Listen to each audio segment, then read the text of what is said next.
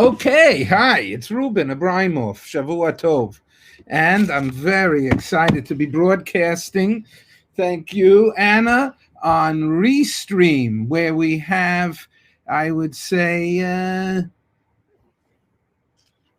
every major uh, social media channel.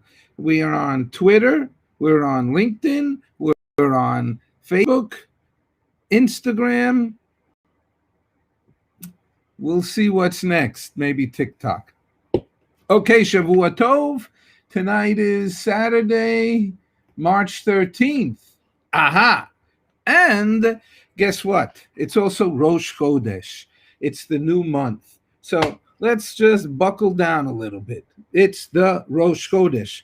Guess what? What was yesterday's Haftorah? Parashat HaChodesh, the month. So what's the big deal about Rosh Chodesh? Well, there's big deals on a number of levels. So the first one is you need to know when the new month is in order to count the days so that you hit it right at the right date to celebrate the Chag. So aside from 5 of the new months having a Chag on the 15th, because you have Sukkot, tabernacle, you have Tu B'Shvat, the first day of spring, you have Purim, you have Pesach, and there's an obscure holiday called Tu B'Av. So one, it was they were congruent with each other, Shabbat and Rosh Chodesh. That Shabbat's importance that we know today, however, back in the day, Rosh Chodesh was nearly as important, if not more important, because you wouldn't know when to celebrate a holiday if you couldn't look up at the sky and see the new moon. So that's the importance. Now, that's any Rosh Chodesh, but what is special about this Rosh Chodesh is HaChodesh Hazeh Lachem Rosh Chodashim. Haftarah man, translate into English. This Rosh Chodesh is the first Rosh Chodesh of the year. So you go, oh, you mean it's Nisan? I go, no, it wasn't called Nisan when God spoke this in the year 2448 from the time of creation. So what happens is, let me just get to see this. I'm making sure I'm broadcasting. That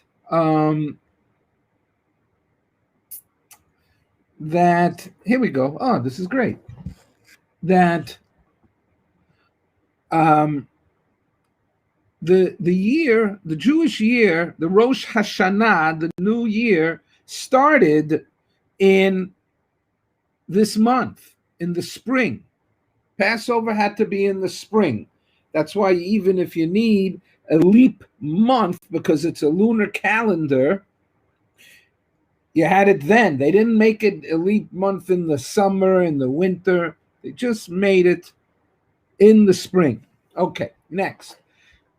Today, you'll say, hey, Haftorah man, we have Rosh Hashanah, we have the new year in September, and the name of the month is Tishrei. Well, let me first break it to you. Those months' names are not Jewish. They're Babylonian. And we have their names, Nisan. Actually, Tammuz is the name of a pagan deity. So then you say, how did that happen? Well, originally, the year started tonight. This was New Year's. Wow. That's interesting.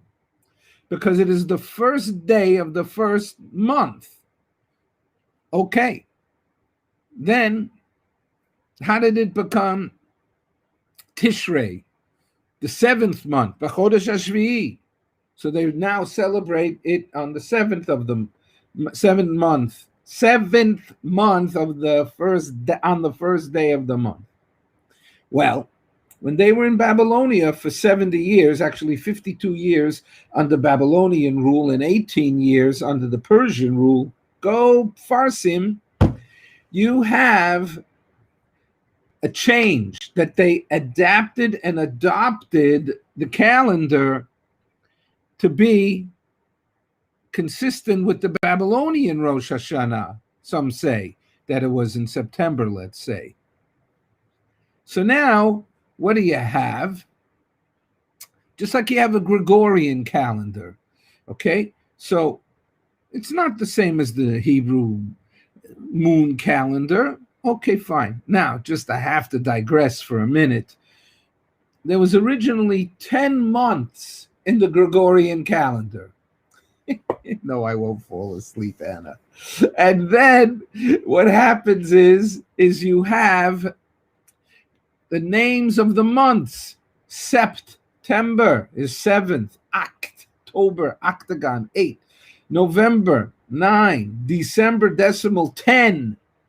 Hey, what's going on over here? Well, there used to be 10 months in the year.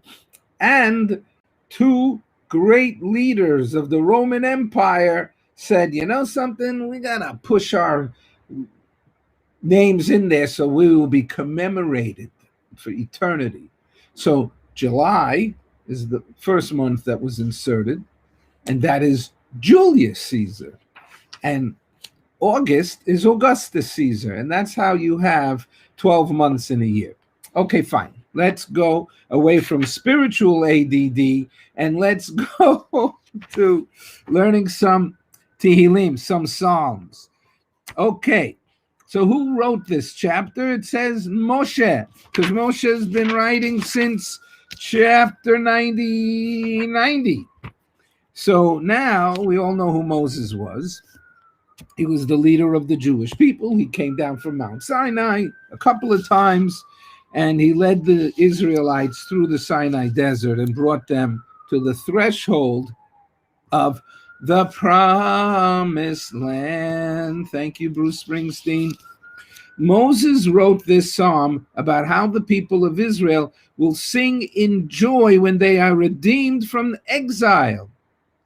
Okay, wait till we hear this. So the genre, what is the style of this song?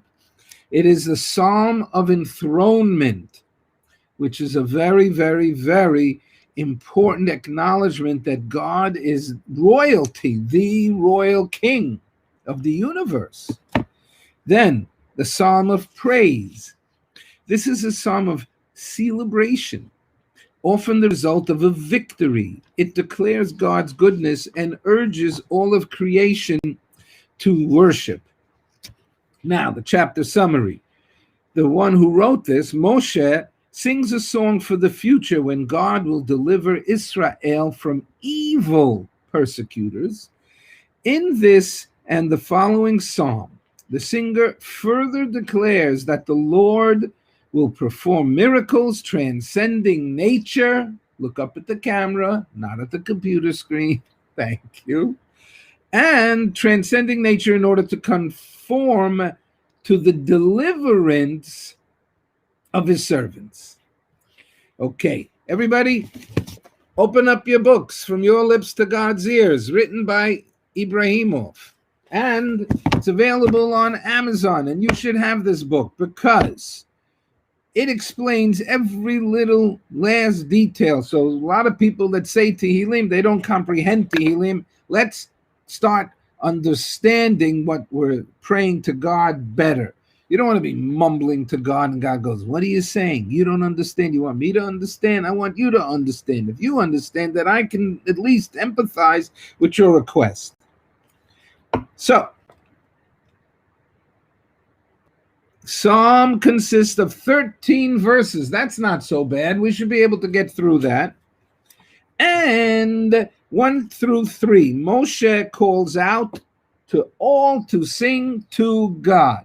Well, why don't we just put in the Shimush Tehillim, the usages of Tehillim. And that is that the usages of Tehillim is you say this chapter to help one's family rejoice. We need a little cheering up from time to time. Boom! This is it. Shlomo Carlebach sang it. Shiru Ladonai Shir Chadash Shiru Ladonai Kol Haaretz. Sing to Adonai, sing to God, Shir Chadash, a new song. Very important. Why? Because the old song ran its course, petered out, needed a refreshing, like a Lev Chadash. Now this is a Shir Chadash, a new song. Sing to Adonai, Kol Haaretz, everybody that lives on planet Earth. Let's continue. Pasuk Bet. Shiru ladonai barchu shemo basru miyom liyom Yeshua so. Sing to Adonai, bless his name, barchu shemo. Basru, proclaim miyom liyom, his deliverance from day to day. Then Gimel 3. Sapru bagoyim kehevodo bechol hoamim nifleosav. Recount his glory amongst the nations. Share the word to everyone on planet Earth. Let them know. Bechol hoamim nifleosav, that all the nations of the world should hear about God's great miracles. That's the first part. Now, by the way, I'm singing this chapter, this entire book, all 150 chapters, was sung in King Solomon's temple, all 150 of them. They each have text, they each have the nikudot, the vowels, and they each have the ta'amim, the vocalization, and also the instrumentation. Now, verses 4 through 6, Moshe asserts that God is great and should be feared. Ki gadol Adonai umuhulal me'od, for Adonai is great and most extolled. Norahu al kol Elohim, he is awesome above all gods. Pasuk Hey 5. Ki kol Elohim ho'amim elilim, for all the gods of the nations are idols. Va'adonai, and as for God, shamayim asa, that's what God made. Let's go 6. Hod v'hadar lefanav, beauty and splendor are before him. This is majestic. Oz v'tiferes b'migdasho, strength and glory are in his sanctuary. Now we shift 7 through 10. He further calls upon all the nations of the world to fear God. Havu l'Adonai mishpachot amim.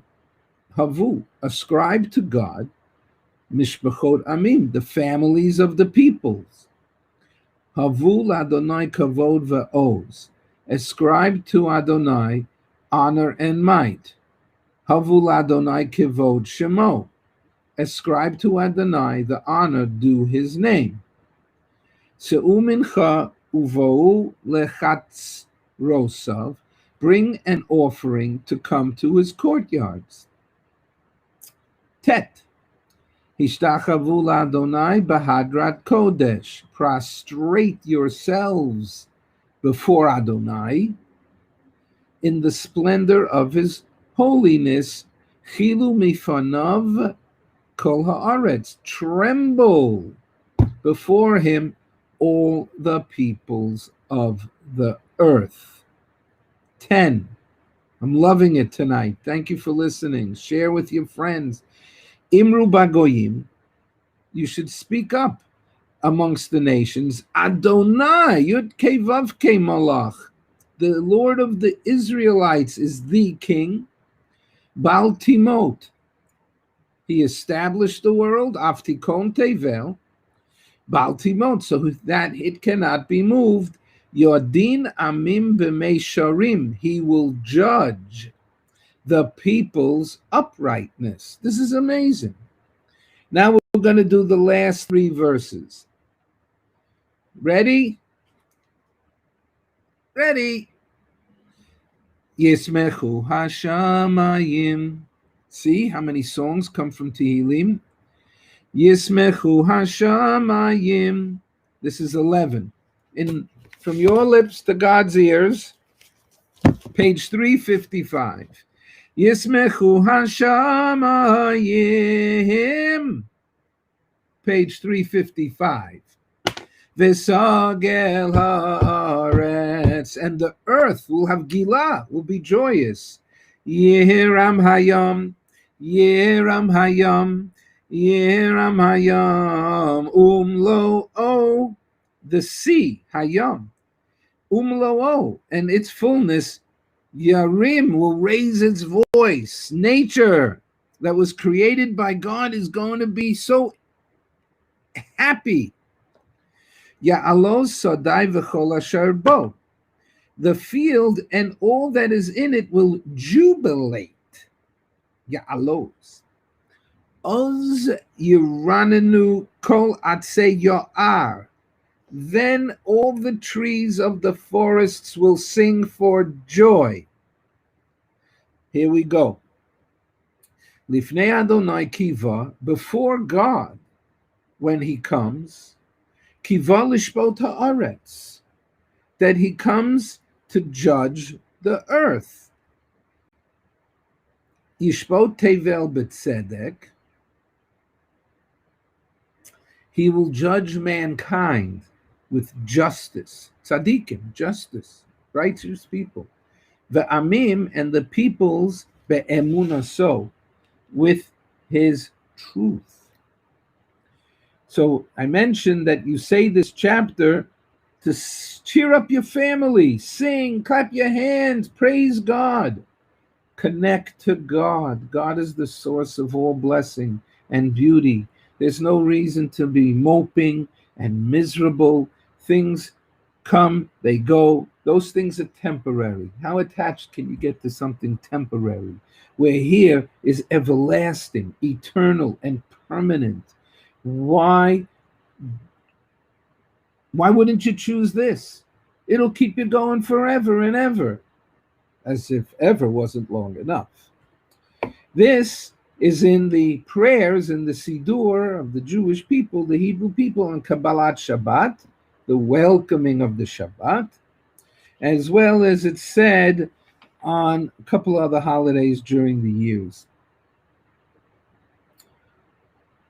It mentions Chatz Rosav, his courtyards. It's a reference to the Beit HaMikdash, the temple in Jerusalem.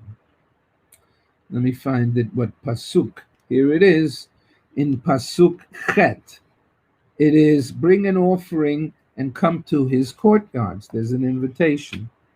Okay, everybody, you are now a maven, somebody who understands this chapter of Tehillim.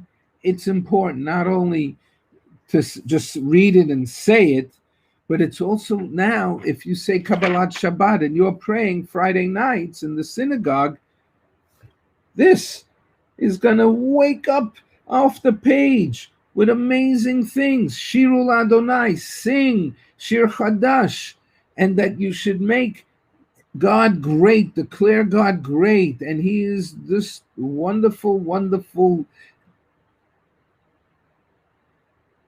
deity, God, that overlooks earth to make sure everything's okay, and scream out and share with everybody. The better days are coming. God is righteous. I thank you all for listening. I love you all. Shavua Tov and Shana Tova. And then somebody's going to say to you, what are you, crazy? You say, no, I'm not crazy. Haftorah man, Reuben Ebrahimoff, said that tonight is Rosh Chodesh of the Chodesh HaRishon, the first month. And it says in the Torah, HaChodesh Hazeh Lachem Rosh Chodeshim. I ain't making this up. This month is the head month of the whole year. I'm telling you, for over 1,000 years, this was Rosh Hashanah tonight. And only one day. Not bad. So Shana Tova, yes, there's 4 Jewish New Years. This is one of them. And let's enjoy the spiritual up-ramp to the Chag Pesach, to the holiday of Passover. I hope you enjoyed. and have a Shavua Tov. And please write me if you're listening. And everybody be well. Hi, Jay Jaffe. Thank you for listening. Hope you're enjoying. God bless you all. Talk to you soon.